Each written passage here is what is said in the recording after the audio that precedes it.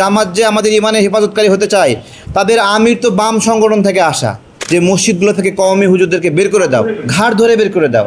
আমরা কি আমার ইমান, আকিদা, ইসলাম আমরা কি জামাতের কাছ থেকে শিখবো? যেদিন থেকে জামাতে ইসলাম ক্ষমতায় আসবে সেদিন থেকে আপনাদের উপরে আযাব নেমে আসবে। আমাদের মুরব্বী যারা, ওস্তাদ যারা আছেন তারা জামাতের বিষয়ে মুখ খুলেছেন। আমার প্রশ্ন হলো, এত দেরি করলেন কেন? এই যে দেরি করলে জামাতের বিষয়ে মুখ খুললেন, আপনাদের কত ক্ষতি হয়েছে আপনারা খেয়াল করেছেন?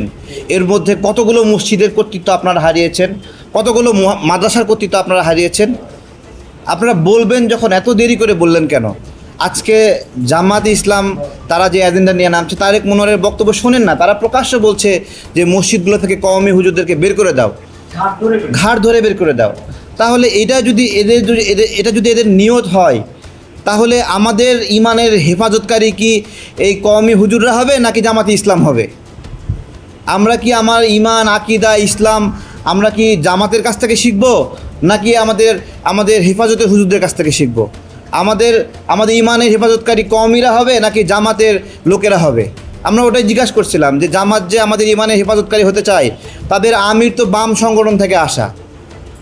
তাহলে উনি কি মুফতি না উনি আলেম? ওনার শিক্ষাগত যোগ্যতা কি ইসলামের লাইনে, যে উনি সকল বাঙালি মুসলিম উম্মার উনি নেতা হবেন? তো এগুলো আমরা যদি সচেতন না হই ভাই, তাহলে আমাদের স্পষ্ট কথা, আমাদেরকে বাছাই করতে হবে যে আমরা মদিনার পথে চলবো নাকি মওদুদির পথে চলবো। খুবই স্পষ্ট। যদি মওদুদির পথে চলতে চান, মদিনার পথ ছেড়ে, তাহলে ভালো কথা, চলেন, যারা চলবেন সেখানে চলেন। কিন্তু আপনারা যদি বলেন যে মসজিদ থেকে কওমি হুজুরদেরকে বের করে দিবেন, ভাই আমরা ছোটোবেলা থেকে কোরআন শিখছি, এই মওদুদের কাছে শিখি নাই। আমরা কোরআন শিখছি আমাদের এই কওমি হুজুরদের কাছ থেকেই। আমাদের কোরআনের হেফাজতকারী এই কওমি হুজুররা, আমাদের হাদিসের হেফাজতকারী তারা। সেইখান থেকে হেফাজতে ইসলামের হুজুররা, বিভিন্ন কওমি হুজুররা যে মুখ খুলেছেন, আপনারা একবারে স্পষ্ট করে রাখেন, যেদিন থেকে জামাতে ইসলাম ক্ষমতায় আসবে সেদিন থেকে আপনাদের উপরে আযাব নেমে আসবে, এবং এই আযাব আপনারা নিতে পারবেন না।